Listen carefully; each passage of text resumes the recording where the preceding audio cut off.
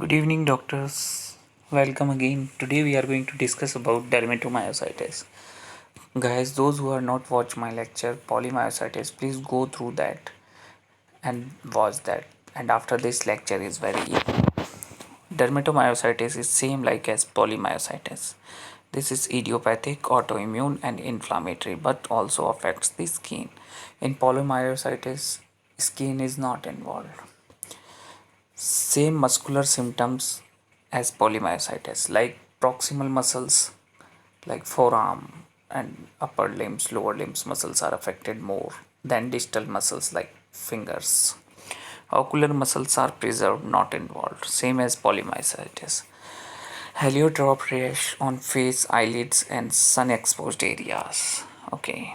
Rash and nodules on the knuckles, that is known as Gottron papules.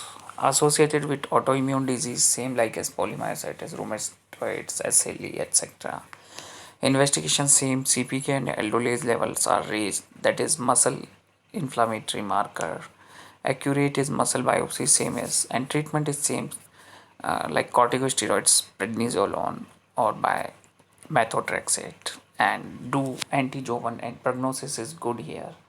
Do anti-jovan antibodies because there is a high risk of ILD in such patients, those who are anti-jovan positive. So guys, I hope till here it's very much clear for you. If you have any queries, any question, you can ask me, and if you're new on my channel, please subscribe it, and if you like this video, put like on it. Thank you, good day, goodbye. That's all for today.